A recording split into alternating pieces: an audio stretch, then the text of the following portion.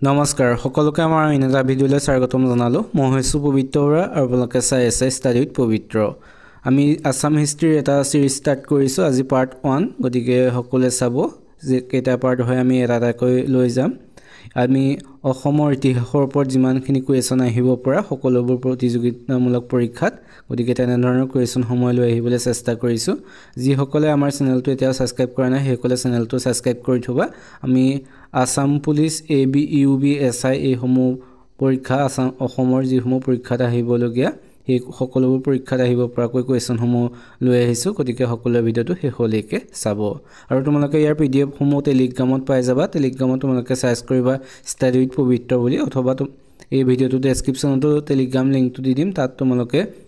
ইয়াৰ পিডিএফটো পাই যাবা তেন্তে বেছি দেৰি নকৰি কোৱেশ্যনৰ মাজলৈ যাব বিচাৰিছো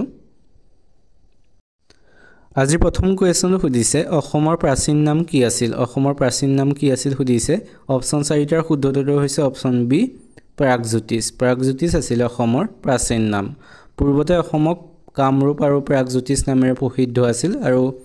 যি প্ৰাগজ্যোতিষৰ ৰাজধানী আছিল প্ৰাগজ্যোতিষপুৰ হেতু সকলো মনত ৰাখিবা পৰীক্ষাত অহা দেখা যায় প্ৰাগজ্যোতিষৰ ৰাজধানী কি আছিল প্ৰাগজ্যোতিষপুৰ আৰু কালিকা পুৰাণৰ মতে প্ৰাগজ্যোতিষতে ব্ৰহ্মাই প্ৰথমে গ্ৰহৰ সৃষ্টি কৰিছিল এটো সকলো মনত ৰাখিবা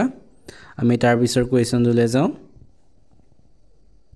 তাৰ পিছৰ 2 নম্বৰ কোৱেশ্যন সুধিছে প্ৰাগজ্যোতিষপুৰৰ প্ৰাচীনতম ৰজা কোন আছিল প্ৰাগজ্যোতিষপুৰৰ প্ৰাচীনতম ৰজা কোন আছিল সুধিছে ৰাইট এনসাৰটো হৈছে অপচন বি মহিৰংগ দানৱ হৈছে প্ৰাগজ্যোতিষপুৰৰ প্ৰাচীনতম ৰজা আমি তেখেতৰ বিষয়ে চাওঁ মহিৰংগ দানৱে দানৱ অসুৰ বংশ তথা প্ৰাচীন অসমৰ প্ৰথম ৰজা এটো আমি গম পালে দানৱ অসুৰ বংশ তথা প্ৰাচীন অসমৰ প্ৰথম ৰজা আছিল কোন মহিৰংগ দানৱৰ ৰাজধানী আছিল বৰ্তমান গুৱাহাটী বেলতলাৰ মৌৰাংক পৰ্বতত এটো পৰীক্ষাত অহা দেখা যায় মহিৰংগ দানৱৰ ৰাজধানী ক'ত আছিল গুৱাহাটীৰ বেলতলাৰ মৌৰাংক পৰ্বতত এটো মনত ৰাখিবা তাৰ পিছত মহিৰংগ দানৱৰ পাছত তেওঁৰ বংশৰে ক্ৰমে হতকাসুৰ সম্বৰাসুৰ আৰু ৰত্নাসুৰ নামৰ তিনিজন ৰজাই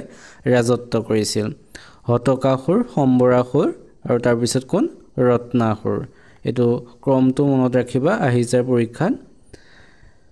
আমি তাৰ পিছৰ কোৱেশ্যনলৈ যাওঁ তাৰ পিছৰ 3 নম্বৰ কোৱেশ্যন সুধিছে কাক বধ কৰি নৰকাসুৰ প্ৰাগজ্যোতিষৰ ৰজা হয় নৰকাসুৰে কাক বধ কৰি প্ৰাগজ্যোতিষৰ ৰজা হৈছিল সুধিছে ইয়াত অপচন 4টাৰ ভিতৰত শুদ্ধ উত্তৰটো হৈছে অপচন সি ঘটকাসুৰক বধ কৰি নৰকাসুৰ প্ৰাগজ্যোতিষৰ ৰজা হৈছিল আগত যি হতকাসুৰ সম্বৰাসুৰ আৰু ৰত্নাসুৰ এই কেইজন হৈছিল তিনিজন তাৰ পিছতে ঘটকাসুৰ নামৰ এজনে কামৰূপৰ সিংহাসনত বহিছিল আৰু নতুন বংশ এটাৰ পাতনি মেলিছিল আৰু তাৰ পিছতে সেই ঘটকাসুৰক বধ কৰি নৰকাসুৰ কৰ হৈছিল প্ৰাগজ্যোতিষৰ ৰজা হৈছিল এটো সকলোৱে মনত ৰাখিবা আমি তাৰ নৰকাসুৰৰ বিষয়ে চাওঁ নৰকাসুৰ আছিল প্ৰাচীন প্ৰাগজ্যোতিষপুৰৰ অসুৰ বংশৰ মহাপৰাক্ৰমী ৰজা নৰকাসুৰ আছিল প্ৰাগজ্যোতিষপুৰৰ অসুৰ বংশৰ মহাপৰাক্ৰমী ৰজা আমি নৰকাসুৰৰ নামটো কিয় হল সেই সম্পৰ্কে চাওঁ জন্ম সম্পৰ্কে পৌৰাণিক আখ্যান মতে বৰাহৰূপী বিষ্ণুৱে ধৰিত্ৰী গৰ্ভত এটি পুত্ৰ সন্তানৰ জন্ম দিছিল আৰু হাল বাই থাকোতে ৰজা জনকে মানুহৰ লাও খোলাত এই সন্তান পাইছিল হাল বাই থাকোতে কোনে পাইছিল জনকে পাইছিল মানুহৰ এটি লাও খোলাত আৰু নৰমস্তকত পোৱাবে তেওঁৰ নাম কি হয় নৰকাসুৰ হয়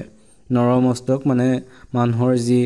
লাও খোলাত পাইছিল সেইবাবে তেখেতৰ নাম কি হয় নৰকাসুৰ হল এটো সকলোৱে মনত ৰাখিবা আৰু নৰকাসুৰৰ বিদৰ্ভৰ ৰাজকুমাৰী মায়াক বিয়া কৰাইছিল তেখেতে বিদৰ্ভৰ যি ৰাজকুমাৰী মায়া তেখেতক নৰকাসুৰে বিয়া কৰাইছিল আৰু নৰকৰ অত্যাচাৰ আৰু দুৰাত্ম বাঢ়ি অহাত শ্ৰীকৃষ্ণই তেওঁক বধ কৰিছিল আৰু পুত্ৰ ভগদত্তক প্ৰাগজ্যোতিষপুৰৰ ৰজা পাতিছিল এটো তোমালোকে মনত ৰাখিবা নৰকাসুৰক কোনে বধ কৰিছিল এটো পৰীক্ষাত অহা দেখা যায় শ্ৰীকৃষ্ণই আৰু শ্ৰীকৃষ্ণই বধ কৰি কাক প্ৰাগজ্যোতিষপুৰৰ ৰজা পাতিছিল ভগদত্তক এটো মনত ৰাখিবা আমি তাৰ পিছত আহিছো 4 নম্বৰ কোৱেশ্যনলৈ 4 নম্বৰ কোৱেশ্যন হৈছে নৰকাসুৰে কোনটো ৰাজবংশৰ প্ৰতিষ্ঠা কৰিছিল নৰকাসুৰে কোনটো ৰাজবংশৰ প্ৰতিষ্ঠা কৰিছিল ইয়াত দিছে ভৌম ৰাজবংশ পাল ৰাজবংশ বৰ্মন ৰাজবংশ চুতীয়া ৰাজবংশ ৰাইট এনসাৰটো হৈছে অপচন এ ভৌম ৰাজবংশ নৰকাসুৰে ভৌম ৰাজবংশৰ প্ৰতিষ্ঠা কৰিছিল আৰু নৰকাসুৰে প্ৰাগজ্যোতিষপুৰৰ হিন্দু ধৰ্ম প্ৰতিষ্ঠা কৰিছিল হেতু তোমালোকে সকলোৱে মনত ৰাখিবা আমি তাৰ পিছৰ 5 নম্বৰ কুৱেশ্যন লৈ আহিছো 5 নম্বৰ কুৱেশ্যন সুধিছে কামৰূপৰ কোন ৰজাই কুৰুক্ষেত্ৰৰ যুদ্ধত অংশগ্ৰহণ কৰিছিল কামৰূপৰ কোনজন ৰজাই কুৰুক্ষেত্ৰৰ যুদ্ধত অংশ লৈছিল সুধিছে অপচন 4টাৰ শুদ্ধটো হৈছে অপচন বি ভগদত্ত ভগদত্তই যি কুৰুক্ষেত্ৰ যুদ্ধত তাত অংশ লৈছিল এটো সকলোৱে মনত ৰাখিবা আৰু ভগদত্তৰ বিষয়ে অলপ তোমালোকে জানি থোৱা শ্ৰীকৃষ্ণই নৰকাসুৰক বধ কৰি ভগদত্তক কি কৰিছিলে প্ৰাগজ্যোতিষপুৰৰ ৰজা পাতিছিলে আৰু তেখেতক আত্মৰক্ষাৰ বাবে অমুক বৈষ্ণৱবান প্ৰদান কৰিছিলে কোনে প্ৰদান কৰিছিলে শ্ৰীকৃষ্ণই অমুক বৈষ্ণৱবান ভগদত্তক প্ৰদান কৰিছিলে এটো সকলোৱে মনত ৰাখিবা আমি তাৰ পিছৰ 6 নম্বৰ কুৱেশ্যন লৈ আহিছো 6 নম্বৰ কুৱেশ্যন সুধিছে ভগদত্তৰ হাতীটোৰ নাম কি আছিল ভগদত্তৰ হাতীটোৰ নাম কি আছিল সুধিছে ইয়াৰ ৰাইট এনসাৰটো হৈছে অপচন ডি সুপ্ৰতীক আছিল ভগদত্তৰ হাতীটোৰ নাম আৰু তোমালোকে আৰু এটা জানি থবা কুৰুক্ষেত্ৰৰ যুদ্ধত ভগদত্তই কৌৰৱৰ পক্ষলৈ যুদ্ধ কৰিছিল এটো এক্সামত অহা দেখা যায় ভগদত্তই কুৰুক্ষেত্ৰৰ যুদ্ধত কোনটো পক্ষত যুদ্ধ কৰিছিল কৌৰৱৰ পক্ষত হেতু মনত ৰাখিবা সকলোৱে আমি তাৰ পিছত যাওঁ আৰু তোমালোকে মনত ৰাখিবা যি শ্ৰীকৃষ্ণই নৰকাসুৰক বধ কৰিছিল আৰু নৰকাসুৰক বধ কৰিয়ে ভগদত্তক কামৰূপৰ ৰজা পাতিছিল হেতু আহে নৰকাসুৰক কোনে বধ কৰিছিল তোমালোকে সকলোবোৰ চাই লবা আমি তাৰ পিছত আহিছো 7 নম্বৰ কুৱেশ্যন লৈ 7 নম্বৰ কুৱেশ্যন সুধিছে ভগদত্তৰ জীয়ৰী ভানুমতিক কোনে বিয়া কৰিছিল ভগদত্তৰ জীয়ৰী ভানুমতি এটো মনত ৰাখিবা ভগদত্তৰ জীয়ৰী নাম কি আহি যাব পাৰে ভানুমতিক কোনে বিয়া কৰাইছিল সুধিছে ইয়াৰ অপচন কেইটাৰ ভিতৰত শুদ্ধটো হৈছে অপচন এ দুৰ্যোধন ভগদত্তৰ জীয়ৰী ভানুমতিক দুৰ্যোধনে বিয়া কৰাইছিল এটো সকলোৱে মনত ৰাখিবা আৰু যি ভগদত্তৰ যি কুৰুক্ষেত্ৰৰ ৰণত ভগদত্তই দেখুওৱা বীৰত্বৰ কথা এই মহাভাৰতৰ দ্ৰোণ পৰ্ব প্ৰায় 4টা অনুচ্ছেদত উল্লেখ আছে ভগদত্তৰ কথা কোড উল্লেখ থাকে আহি যাব পাৰে কিতাবা মহাভাৰতৰ দ্ৰোণ পৰ্বত আছে হেতু মনত ৰাখিবা সকলোৱে আমি তাৰ পিছত আহিছো 8 নম্বৰ কুৱেশ্যনলৈ 8 নম্বৰ কুৱেশ্যন সুধিছে শোণিতপুৰ কোন ৰজাৰ ৰাজধানী আছিল শোণিতপুৰ কোন ৰজাৰ ৰাজধানী আছিল সুধিছে ইয়াৰ অপচন 4টাৰ ভিতৰত শুদ্ধটো হৈছে অপচন বি বান ৰজা শোণিতপুৰ বান ৰজাৰ ৰাজধানী আছিল মনত ৰাখিবা সকলোৱে আমি তাৰ পিছৰলৈ যাওঁ আৰু আমি যি শোণিতপুৰৰ বান ৰজাৰ বিষয়ে চাবলৈ গ'লে নৰকাসুৰৰ সমসাময়িক আছিল শোণিতপুৰৰ বান ৰজা এইজন ৰজাৰ কইনা উষাক শ্ৰীকৃষ্ণৰ নাতিনীয়েক অনিৰুদ্ধই গোপনে বিবাহ কৰাইছিল আৰু যাৰ ফলতে তোমালোকে জানা হৰিহৰৰ যুদ্ধ হৈছিল আৰু যি উষা শ্ৰীকৃষ্ণৰ নাতিনীয়েক অনিৰুদ্ধই গোপনে বিয়া কৰাইছিল উষা আছিল বান ৰজাৰ জীয়ৰী নাম হেতু মনত ৰাখিবা আমি তাৰ পিছত আহিছো 9 নম্বৰ কুৱেশ্যনলৈ 9 নম্বৰ কুৱেশ্যন সুধিছে কাৰ ৰাজত্ব কালত তেজপুৰৰ মহাভৈৰৱ আৰু ৰুদ্ৰপদ মন্দিৰ নিৰ্মাণ কৰা হৈছিল কাৰ ৰাজত্ব কালত তেজপুৰৰ মহাভৈৰৱ আৰু ৰুদ্ৰপদ মন্দিৰ নিৰ্মাণ কৰা হৈছিল সুধিছে ইয়াত দিছে ভীষ্মক বান ৰজা মহিৰংগ দানৱ নৰকাসুৰ ৰাইট এনসাৰটো হৈছে অপচন বি বান ৰজাৰ ৰাজত্ব কালত তেজপুৰৰ মহাভৈৰৱ আৰু ৰুদ্ৰপদ মন্দিৰ নিৰ্মাণ কৰা আছিল আৰু বান ৰজা এজন শিৱ ভক্ত আছিল হেতু সকলোৱে মনত ৰাখিবা আমি তাৰ পিছৰ কুৱেশ্যনলৈ যাওঁ তাৰ পিছত 10 নম্বৰ কুৱেশ্যনলৈ আহিছো 10 নম্বৰ কুৱেশ্যন সুধিছে প্ৰাচীন কালত বিদৰ্ভৰ ৰজা কোন আছিল সুধিছে ইয়াৰ ৰাইট এনসাৰটো হৈছে অপচন এ ভীষ্মক আছিল প্ৰাচীন কালত বিদৰ্ভৰ ৰজা আৰু ৰজা ভীষ্মকৰ ৰাজধানী আছিল কুন্দিল নৈ পাৰৰ কুন্দিল নগৰত এটো মনত ৰাখিবা যি কুন্দিল নৈ পাৰৰ কুন্দিল নগৰ তাতে ৰজা ভীষ্মকৰ ৰাজধানী আছিল আৰু ভীষ্মক ৰজাৰ কন্যা আছিল ৰুক্মিণী এটো পৰীক্ষাত আহে ৰুক্মিণী কাৰ জীয়ৰী আছিল ভীষ্মক ৰজাৰ ৰুক্মিণীৰ ককায়েক ৰুক্মবীৰে চেদি ৰাজ্যৰ ৰজা শিশুপালৰ লগত তেওঁ বিবাহৰ দিন স্থিৰ কৰাত সুদূৰ গুজৰাটৰ দ্বাৰকাৰ পৰা আহি শ্ৰীকৃষ্ণ ৰুক্মিণীক স্বয়ম্বৰৰ পৰা হৰণ কৰি নিছিল এটা মনত ৰাখিবা ৰুক্মিণীক কোনে হৰণ কৰি নিছিল শ্ৰীকৃষ্ণই আৰু যি ৰুক্মিণীৰ ককায়েক কোন আছিল ৰুক্মবীৰ এইটো লগতে মনত ৰাখি থবা তোমালোকে এনেধৰণৰ লগৰ কথাখিনি মনত ৰাখি যাবা তেতিয়া পৰীক্ষা যিকোনো কুৱেশ্যন আহিলে তোমালোকৰ কৰিবলৈ সহজ হ'ব আমি তাৰ পিছৰ 11 নম্বৰ কুৱেশ্যনলৈ আহিছোঁ 11 নম্বৰ কুৱেশ্যন সুধিছে প্ৰাচীন অসমৰ ঐতিহাসিক বিৱৰণ কোন ৰাজবংশৰ প্ৰতিষ্ঠাৰ পৰা আৰম্ভ হয় তোমালোকে আৰু এটা কথা জানি থোৱা যি ৰুক্মিণীক স্বয়ম্বৰৰ পৰা হৰণ কৰিছিল ইয়াৰ ওপৰতে মহাপুৰুষ শ্ৰীমন্ত শংকৰদেৱে কাহিনীক লৈ ৰচনা কৰিছিল ৰুক্মিণী হৰণ কাব্য যিখন ৰুক্মিণী হৰণ সেইখন এই কাহিনী লৈ শ্ৰীমন্ত শংকৰদেৱে ৰচনা কৰিছিল এইটো লগতে তোমালোকে জানি থোৱা ভাল আমি তাৰ পিছৰ কুৱেশ্যন সুধিছে প্ৰাচীন অসমৰ ঐতিহাসিক বিৱৰণ কোন ৰাজবংশৰ পৰা আৰম্ভ হয় প্ৰাচীন অসমৰ ঐতিহাসিক বিৱৰণ কোন ৰাজবংশৰ পৰা আৰম্ভ হয় সুধিছে ৰাইট এনসাৰটো হৈছে অপচন সি বৰ্মন ৰাজবংশৰ পৰা প্ৰাচীন অসমৰ ঐতিহাসিক বিৱৰণ আৰম্ভ হয় তাৰ পিছত আহিছো 12 নম্বৰ কুৱেশ্যনলৈ 12 নম্বৰ কুৱেশ্যন সুধিছে বৰ্মন ৰাজবংশৰ প্ৰতিষ্ঠাপক কোন আছিল বৰ্মন ৰাজবংশ কোনে প্ৰতিষ্ঠা কৰিছিল সুধিছে ইয়াত দিছে পুষ্য বৰ্মন মহেন্দ্ৰ বৰ্মন ভাস্কৰ বৰ্মন ভূতি বৰ্মন ৰাইট এনসাৰটো হৈছে অপচন এ পুষ্য বৰ্মনে বৰ্মন ৰাজবংশৰ প্ৰতিষ্ঠা কৰিছিল আমি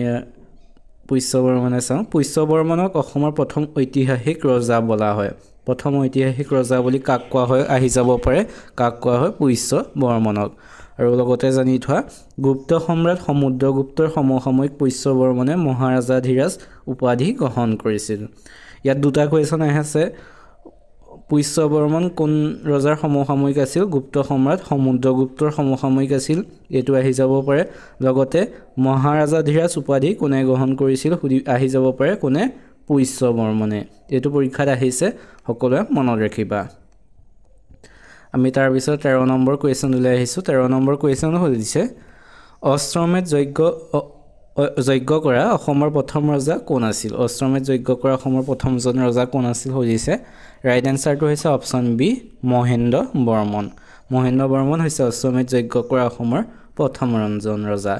তোমালোকে আজিৰ ভিডিওটো চাই কেনেকুৱা পাইছা সকলোৱে কমেন্ট কৰি জনাবা যদি ভাল পাইছা তেনেহলে চেনেলটো সাবস্ক্ৰাইব কৰি বন্ধু বান্ধৱীৰ সৈতে শেয়াৰ কৰি দিবা আমি আজি যেটো এটা সিৰিজ কৰিম আসাম হিষ্ট্ৰীৰ ওপৰত আজি পাৰ্ট 1 আগলৈ তেনেকৈ দিয়া থাকিব আমি প্লেলিষ্ট বনাই দিম সকলোৱে চাব পাৰিবা আৰু ইয়াৰ পিডিএফটো আমি টেলিগ্ৰামত দি দিম ডেসক্ৰিপচনতে টেলিগ্ৰাম লিংকটো দিয়া আছে বা তোমালোকে টেলিগ্ৰামত গৈ সাৰ্চ কৰিব পাৰা ষ্টাডি উইথ পবিত্ৰ বুলি তাতে পিডিএফ পাই যাবা আৰু আগৰ যি ভিডিঅ'সমূহ আৰু পিডিএফসমূহ আছে সকলো তাৰ পৰা ডাউনলোড কৰি ল'ব পাৰিবা আমি তাৰ পিছৰ 14 নম্বৰ কুৱেশ্যনলৈ আহিছো 14 নম্বৰ কুৱেশ্যন সুধিছে কুমাৰ ৰজা উপাধিটো কাক দিয়া হৈছিল সুধিছে ৰাইট এনসাৰটো হৈছে অপচন সি ভাস্কৰ বৰ্মনক কুমাৰ ৰজা উপাধিটো প্ৰদান কৰা হৈছিল এটো মনত ৰাখিবা সকলোৱে ভাস্কৰ বৰ্মন আছিল বৰ্মন বংশৰ আটাইতকৈ বিখ্যাত কামৰূপীয়া ৰজা বৰ্মন বংশৰ আটাইতকৈ বিখ্যাত আছিল তেওঁ 594 খ্ৰীষ্টাব্দত তেওঁ সিংহাসন আৰোহণ কৰে ভাস্কৰ বৰ্মনে বৰ্মন বংশৰ শ্ৰেষ্ঠ নৃপতি এটো মনত ৰাখিবা ভাস্কৰ বৰ্মন আছিল বৰ্মন বংশৰ শ্ৰেষ্ঠ ৰজা এটো আহি যাব পাৰে আমি তাৰ পিছত চাওঁ আৰু সিংহাসন কিমান চনত আৰোহণ কৰিছিল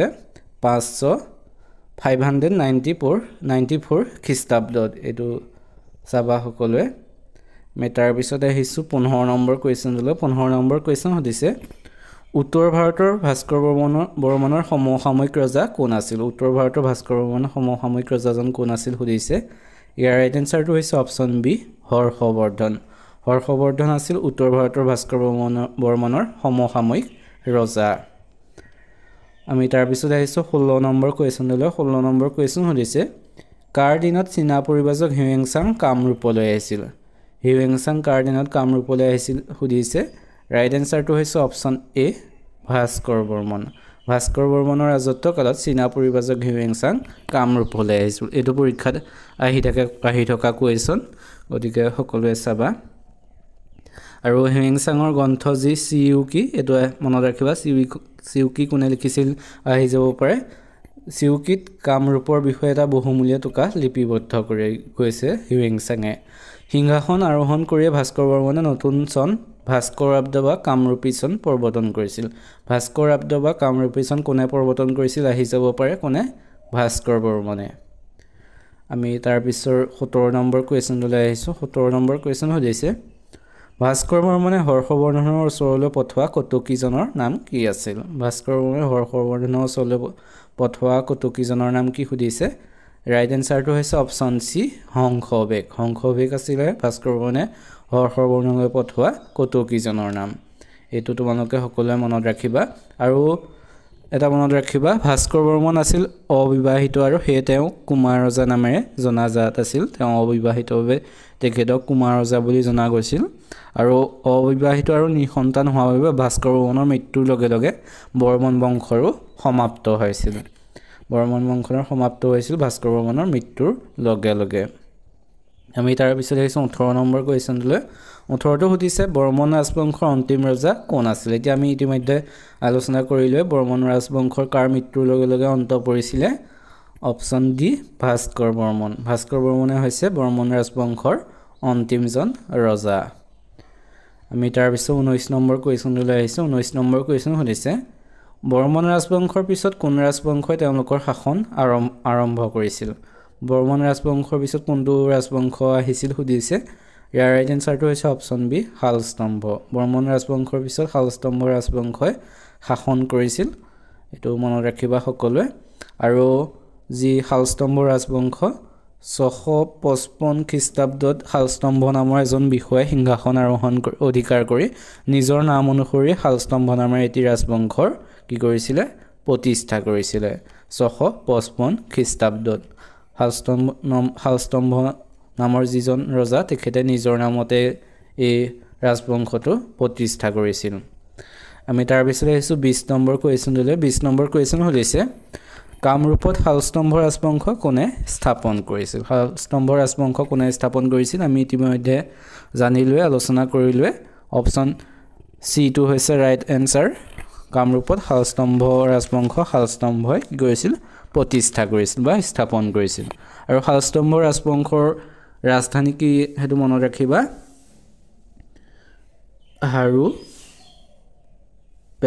হাৰুপেশ্বৰ বা হাটপেশ্বৰ বুলি কোৱা হয় হেতু আছিল শালস্তম্ভ ৰাজবংশৰ ৰাজধানী আমি তাৰ পিছৰ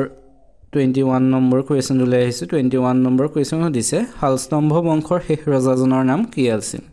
শালস্তম্ভ ৰাজবংশৰ শেষ ৰজা কোন আছিল অপচন এ টো হৈছে ৰাইট এনসাৰ ত্যাগসিংহ আছিল শালস্তম্ভ ৰাজবংশৰ শেষৰজন ৰজা